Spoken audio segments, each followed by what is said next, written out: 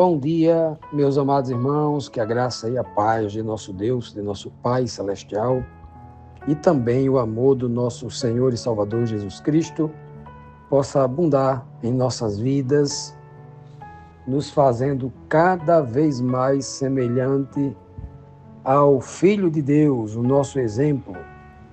Meus amados, hoje, quinta-feira, vamos aqui dar continuidade à nossa lição bíblica diária. Antes disso, vamos recapitular rapidamente o que nós vimos ontem, na quarta-feira, nas perguntas 7 e 8, quando o Senhor faz um anúncio através do profeta Isaías de que ele iria agir. Ele iria agir para mostrar o seu poder, a sua grandeza, a sua majestade, né? Por quê? Aí ele explica, né? Porque o que o povo de Judá, os grandes guerreiros, os diplomatas, estavam inventando para conseguir uma paz, era algo como uma palha que o fogo, né, transforma em nada em pouco tempo. E o Senhor diz que o que eles estavam planejando era tão sem valor, que era inferior ao lixo. O lixo é aquilo que não vale nada, né? Ele diz ainda, ele conclui dizendo que o sopro dele, uma referência ao seu espírito, né, que é onipresente em todas as mentes, em todas as pessoas, em todos os lugares, né? Esse sopro dele era como um fogo que iria destruir. Destruir o quê? Ele diz ainda que tudo através desse fogo iria virar cinza e ele iria queimar os espinhos. Espinho é uma tipologia de pecado, né? Seria jogado nesse fogo, ou seja, o Espírito de Deus no homem queima, destrói o pecado, destrói o medo, a falta de fé, destrói tudo que é ruim para ficar tudo que é bom. Era assim que Deus iria demonstrar a sua grandeza, o seu poder, destruindo algo muito maior do que o inimigo, o exército assírio com o rei Senaqueribe. Era algo muito maior, um inimigo muito maior, algo muito mais poderoso, né? E aí Isaías estava anunciando esse poder, né? E na segunda pergunta de ontem, vimos também que o Senhor se dirige diretamente aos que estão no Monte Sião. Uma fala diretamente ao povo religioso, ao povo de Judá, ao professo povo de Deus, dizendo que eles, esse povo que se dizia povo de Deus, estava tremendo de medo, estava cheio de pavor. Eles estavam se perguntando, e esse fogo que Deus vai colocar sobre nós, devorador, será que a gente vai conseguir viver no meio dessas chamas sem se queimar? Olha só que dúvida, né? Eles estavam tão afundados no pecado que eles estavam com medo de o batismo com o Espírito Santo de Deus, o Espírito Santo de Deus nele, ao invés de trazer refrigério, resposta, poder e confirmação ao lado da justiça e da verdade, servir algo como uma justiça e queimasse e devorasse eles, se tornasse num fogo consumidor, um fogo destruidor. Que coisa, né? Que coisa era a cabeça desse povo. Veja que não basta ser um religioso, não basta ser um crente, não basta ser um cristão, não basta, né, ser alguém que se diz que participa de uma igreja, de uma instituição religiosa. Não basta, né? Tem que ser filho de Deus, tem que ter dentro dele o Espírito de Deus. Portanto, hoje, na quinta-feira, dando continuidade a essa mensagem do Senhor através de Isaías, vamos para a pergunta 9, que diz assim: qual é a resposta dada por Deus através de Isaías à pergunta feita pelos pecadores? Os pecadores que estavam no Monte Sião como povo de Deus. Monte Sião, em cima do Monte Sião, é congregação de Deus, né? Lembrar disso. Então, Isaías 33, 15 e 16 fala assim: somente poderá fazer isso quem age corretamente. Fazer isso o quê? Receber esse sopro, esse Espírito de Deus e não se queimar, né? E viver com isso em poder, igual os 3 jovens, né? Misael, Ananias e Azarias foram lançados na fornalha lá dentro da Nabucodonosor, e o fogo não destruiu a vida deles. Pelo contrário, ao sair dali, eles foram glorificados, honrados, né, diante de Deus e dos homens. Então ele fala assim, olha, quem age corretamente e sempre diz a verdade, ó, Somente quem pode suportar tudo isso é quem anda corretamente e sempre diz a verdade, que não fica rico à custa dos fracos, nem aceita dinheiro para torcer a justiça, que não se junta com os que planejam crimes de morte, nem concorda com os planos dos maus. Quem age assim, não fazendo nada disso de errado, viverá seguro. E em fortalezas feitas de pedras, ele encontrará o refúgio. Ele sempre terá comida e nunca lhe faltará água para beber. Veja só, meus irmãos, que promessa que vem, não é? O Senhor promete aqui comida, bebida e morada segura. Não é uma casa feita de palha, não. É dentro da rocha. Olha que coisa poderosa. Não é viver na preocupação de que um dia não vai ter o que comer e vai faltar água, 7 anos de seca, não tem o que beber. Não. Isso é garantido aqui. Agora o Senhor garante com uma condição.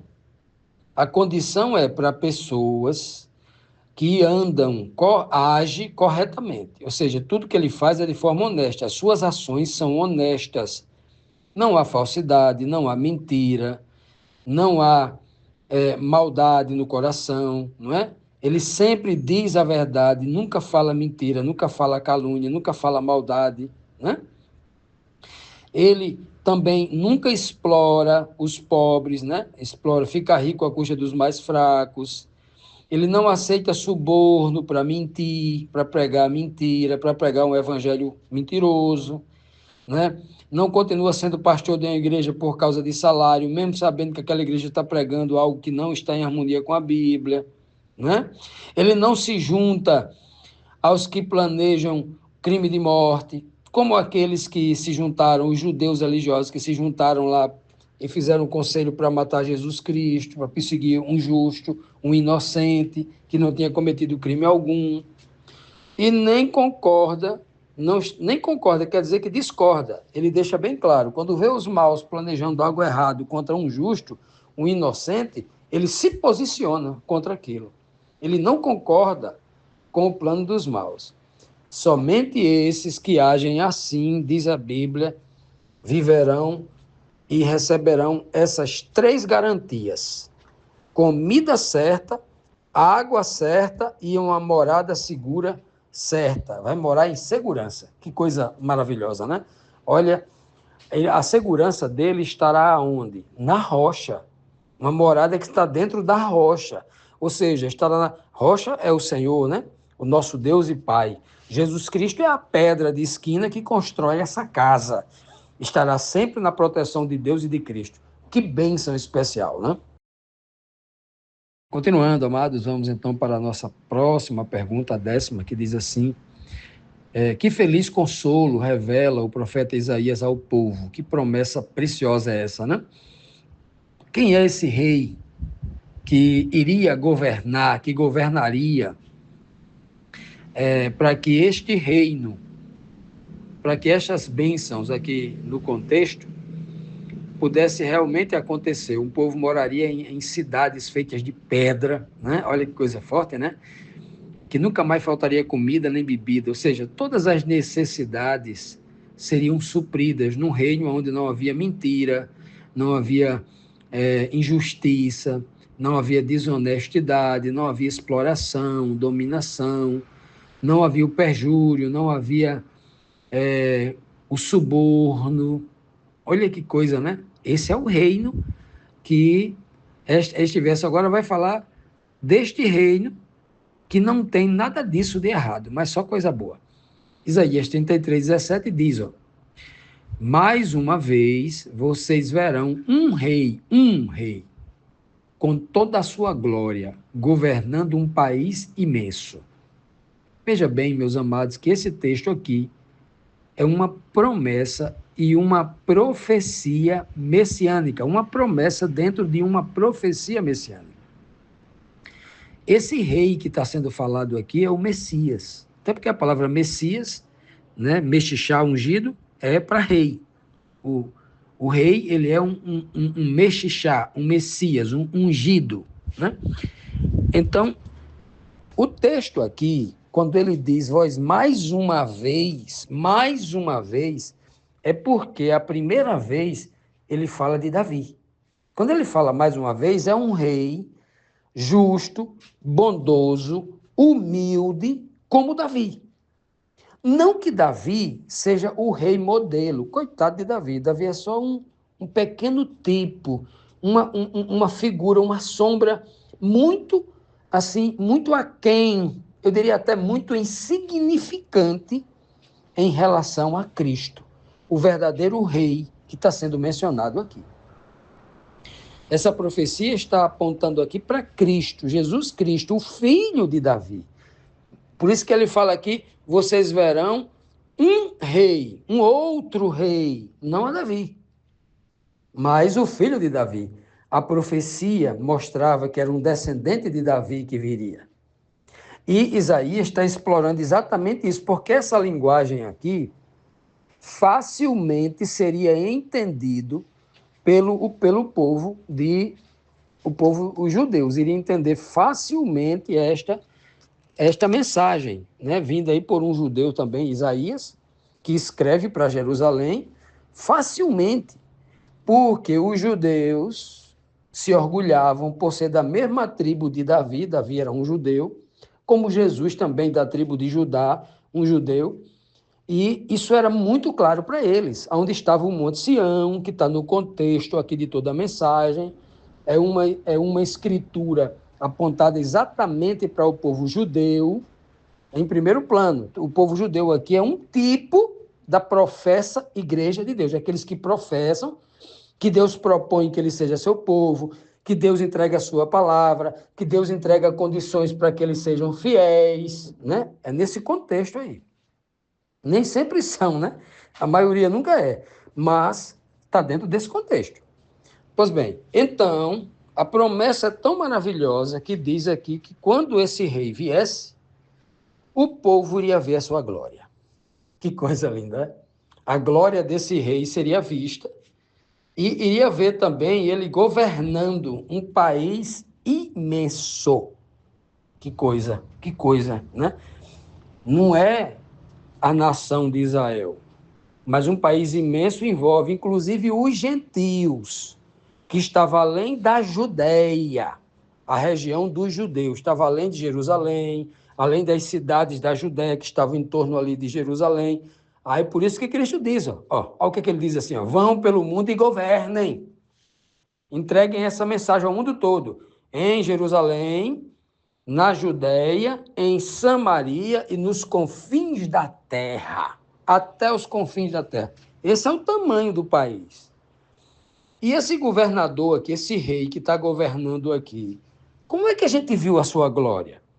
A glória dele seria dinheiro, marfim, ouro, prata, como Davi e Salomão juntaram aos montes, quase que incalculável? Não, a glória aqui é outra. Cristo é o resplendor da glória de Deus. Lá, Hebreus 1:3 diz que Jesus é o resplendor da glória de Deus. Vimos na sua face a glória do unigênito de Deus, diz lá João capítulo 1, né? Vimos na sua face o resplendor da glória de Deus, né? A glória de Deus em seu Filho. Olha que coisa linda esse texto. E aqui na terra, as pessoas, hoje nós vemos pela fé, mas homens como Pedro, Tiago e João viram na prática, os olhos deles viram, como diz o apóstolo João em 1 João 1, versículo 3, o que nós vimos e ouvimos, não estamos testemunhando daquele que a gente escutou de alguém, não. A gente viu do próprio Jesus. A gente viu ele fazendo as coisas, a gente viu ele falando, a gente viu ele amando. A gente viu ele perdoando, a gente viu ele tendo misericórdia quando todos nós queríamos condenar. A gente viu ele curando quando todos nós faltou força e compreensão para levar cura àquelas pessoas, curas físicas, sobretudo curas emocionais e espirituais. A gente viu a glória. Olha que coisa linda, né? Então é desse rei que está falando. Não é um rei que que está limitado à cidade de Jerusalém, mas de um país imenso. Um rei que governa de uma maneira absoluta, não é um rei que governa as questões políticas externas, não. É um reino tão poderoso que ele começa e termina dentro das pessoas, onde as pessoas vencem o pecado lá dentro. É desse reino que essa profecia profunda e espiritualmente espetacular de Isaías 33:17 está falando. É de um reino messiânico, não é de um reino como muitas igrejas pregam, um reino cheio de prosperidade material.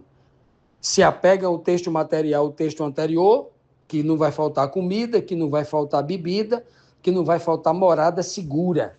Mas não é disso que está falando apenas. Morada segura na rocha é Deus. Comida é palavra de Deus. Bebida é a unção do Espírito, que jorra para a vida eterna.